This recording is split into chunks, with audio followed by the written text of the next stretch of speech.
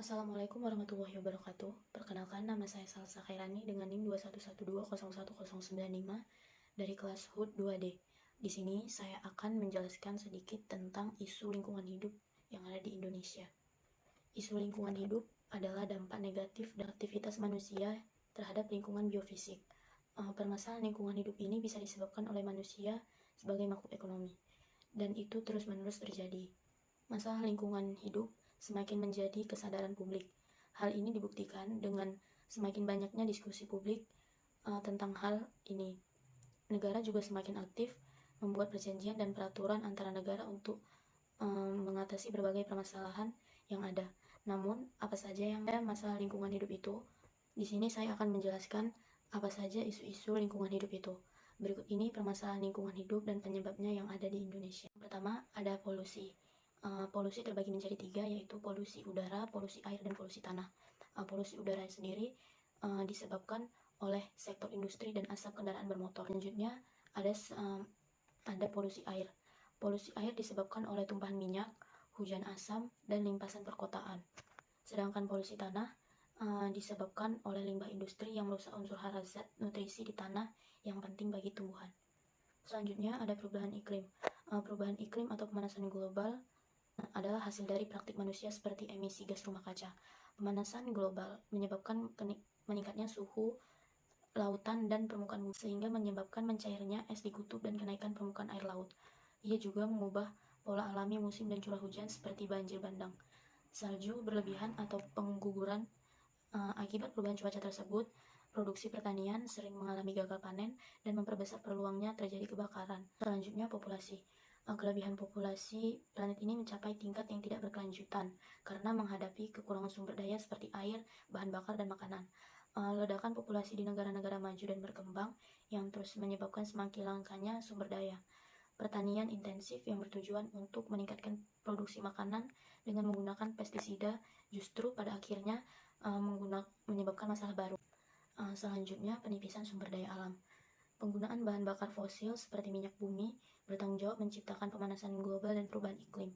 Secara global, mulai banyak pihak mulai beralih menggunakan sumber daya terbarukan seperti listrik, tenaga surya, biogas, mobil tenaga matahari yang diterapkan oleh negara maju. Walaupun dalam jangka pendek, instalasi pertanian, fasilitas teknologi ramah lingkungan ini akan terlihat cukup mahal, tetapi dalam jangka panjang akan sangat murah dibandingkan penggunaan energi fosil dan yang tidak terbarukan. Selanjutnya ada pembuangan limbah. Hal ini terutama limbah plastik dan sampah perkotaan seperti di Kali Ciliwung di Jakarta atau kota-kota di Indonesia. Selain limbah rumah tangga, limbah dari sektor industri yang sering dibuang ke sungai juga menyebabkan ikan-ikan mati dan hancurnya ekosistem sungai. Padahal sungai-sungai ini penting bagi ekonomi masyarakat dan penting untuk memasok sumber makanan bagi masyarakat dan sumber perikanan. Tidak kalah penting adalah pembuangan limbah nuklir. Pembuangan limbah nuklir memiliki bahaya kesehatan yang luar biasa, terutama akibatnya radiasi. Pembuangan limbah merupakan salah satu masalah lingkungan hidup yang mendesak untuk segera dicarikan jalan keluarnya. Selanjutnya, kepunahan keanekaragaman hayati. Aktivitas manusia yang menyebabkan kepunahan spesies dan habitat serta hilangnya keanekaragaman hayati. Aktivitas perburuan satwa yang tidak berkelanjutan untuk memenuhi kebutuhan protein manusia seperti perburuan telur penyu atau kura-kura di Indonesia ini menyebabkan kura-kura punah. Punahnya spesies berarti punahnya sumber pemenuhan kebutuhan hidup manusia. Ekosistem yang butuh jutaan tahun untuk stabil dan mendukung kehidupan manusia kini berada dalam bahaya bila ada populasi spesies yang punah atau hilang. Selanjutnya ada deforestasi dan pengundulan hutan. Pembukaan hutan untuk pengembangan sektor perkebunan, terutama sawit, menyebabkan pelepasan karbon ke bumi sehingga meningkatkan perubahan suhu bumi. Selanjutnya, fenomena pengasaman laut. Ini adalah dampak langsung dari produksi berlebihan gas karbon dioksida atau CO2. Keasaman laut telah meningkat dalam 250 tahun terakhir. Pada tahun 2100 mungkin meningkat sekitar 150%.